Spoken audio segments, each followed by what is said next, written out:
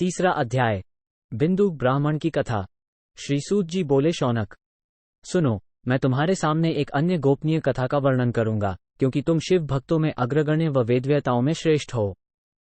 समुद्र के निकटवर्ती प्रदेश में वाशकल नामक गांव है, जहां वैदिक धर्म से विमुख महापापी मनुष्य रहते हैं। वे सभी दुष्ट हैं एवं उनका मन दूषित विषय भोगों में ही लगा रहता है। वे देवताओं एवं भाग्य पर विश्वास नहीं करते। वे सभी कुटिल वृत्ति वाले हैं, किसानी करते हैं और विभिन्न प्रकार के अस्त्र शस्त्र रखते हैं। वे व्यभिचारी हैं। वे इस बात से पूर्णतः अनजान हैं कि ज्ञान, वैराग्य तथा सद्धर्म ही मनुष्य के लिए परम पुरुषार्थ हैं। वे सभी पशुबुद्धि हैं। अन्य समुदाय के लोग भी उन्हीं की तरह बुरे विचार रखने वाले, धर्म से विमुख हैं। वे नित्य कुकर्म में लगे रहते हैं एवं सदा विषय भोगों में डूबे रहते हैं। वहां की स्त्रियां भी बुरे स्वभाव की, स्वेच्छाचारिणी, पाप में डूबी, कुटिल सोच वाली और व्यभिचारिणी हैं। वे सभी सद्व्यवहार तथा सदाचार से सर्वथा शून्य हैं। वहां सिर्फ दुष्टों का निवास है। वाशकल नामक गांव में बिंदुक नाम का एक ब्राह्मण रहता था। वह अधर्मी, दुरात्मा एवं महापापी था। उसकी स्त्री बहुत सुंदर थी। उसका नाम चंचला था। वह सदा उत्तम धर्म का पालन करती थी, परंतु बिंदुक वेश्यागामी था। इस तरह कुकर्म करते हुए बहुत समय व्यतीत हो गया।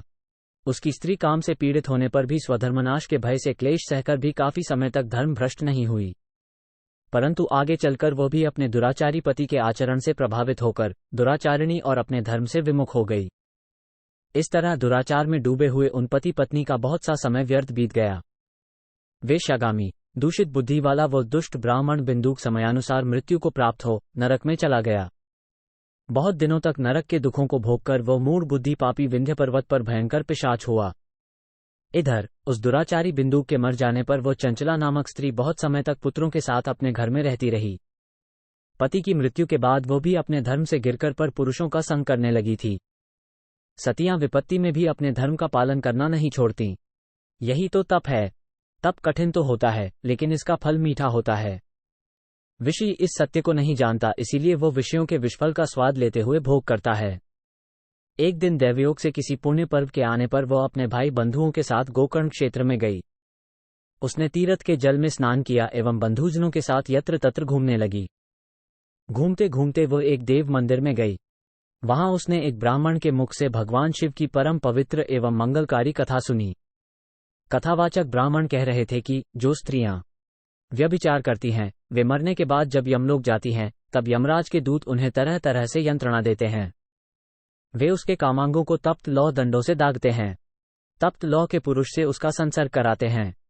ये सारे दंड इतनी वेदना देने वाले होते हैं कि जीव पुकार पुकार कर कहता है कि अब वो ऐसा नहीं करेगा, लेकिन यमदूत उसे छोड़ते नहीं। कर्मों का फल तो सभी को भोगना पड़ता है। देव, ऋषि, मनुष्य सभी इससे बंधे हुए हैं। ब्राह्मण के मुख से यह वैराग्य बढ़ाने वाली कथा सुनकर चंचला भय से व्याकुल हो गई। कथा समाप्त होने पर सभी लोग वहां से चले गए। तब कथा बांचने वाले ब्राह्मण देवता से चंचला ने कहा, है ब्राह्मण, धर्म को न जानने के कारण मेरे द्वारा बहुत बड़ा दुराचार हुआ है। स्वामी, मेरे ऊपर कृपा कर मेरा उद्धार कीजिए। आपके प्रवचन को सुनकर मुझे इस संसार से वैराग्य हो गया है। मुझ मूढ़ चित्तवाली पापिनी को धिक्कार है। मैं निंदा के योग्य हूं। मैं बुरे विषयों में फंसकर अपने धर्म से विमुख हो गई थी। कौन न मुझ जैसी कुमार्ग में मन लगाने वाली पापिनी का साथ देगा?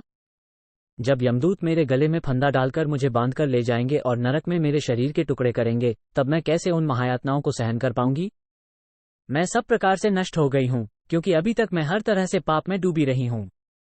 हे ब्राह्मण, आप मेरे गुरु हैं, आप ही मेरे माता पिता हैं। मैं आपकी शरण में आई हूं। मुझ अबला का अब आप ही उद्धार कीजिए। सूत जी कहते हैं, शौनक, इस प्रकार विलाप करती हुई चंचला ब्राह्मण देवता के चरणों में गिर पड़ी। तब ब्राह्मण ने उसे कृपापूर्वक उठाया।